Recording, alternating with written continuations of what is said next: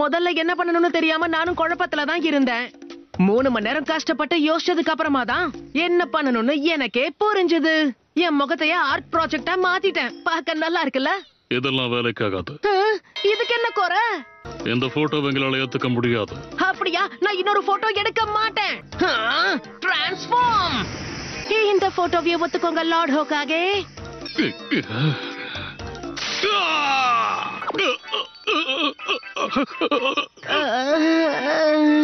இதத்தான் நீ அழகான ஜுட்சுன்னு சொல்றியா? பார்க்கவே முடியல. தயவு செஞ்சு திரும்பவும் என்கிட்ட இந்த மாதிரி பண்ணாத. உன்னோட ஹெட் பேண்ட் என்னாச்சு நருட்டோ? அதை எப்பவும் போட்டுக்கணும்னு சொல்லியிருந்தேன்ல. ஓரியன்டேஷன் முடியற வரைக்கும் நான் அதை போட்டுக்க மாட்டேன். அது புதுசா இருக்கணும்ல. அப்படின்னா ஹெட் பேண்ட் அழுக்காக கூடாதுன்னு நினைக்கிறேன். வயசானவரே, நான் உங்களுக்கு சவால் விடுறேன்.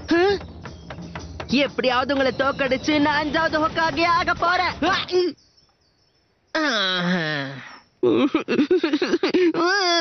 என்னோட பேரு நான் இருந்தாலும் எவனும் பெரிய தலைவலிதான். இந்த வாண்டு யாருன்னே தெரியலையே. என்னது இந்த பையனா? உண்மைய சொல்லு, நான் கீழே விழுந்ததுக்கு நீ தானே காரணம். உனக்கு தான் சரியா இன்னும் நடக்க கூட தெரியல. என்ன பண்ற?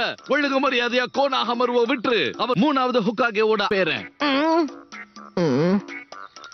உண்மை தெரிஞ்சதும் மத்தவங்கள போல இவனும் பயந்துட்டான். நான் யாருங்கிற விஷயம் தெரிஞ்சிருச்சுல, இனி கண்டிப்பா என் மேல கை வைக்க மாட்டான். என்ன திரு திருன்னு முழிக்கிற? வந்த வேகத்துக்கு நான் அடிப்பேன்னு நினைச்சேன். 3வது ஹோக்காகே என் தாத்தான்னு தெரிஞ்சது இப்ப உனக்கு நடுங்குது இல்ல? நீ யாருடைய பேரனா இருந்தா எனக்கு என்ன? இந்த வாங்கிக்க. இவன் ரொம்பவும் வித்தியாசமா இருக்கா.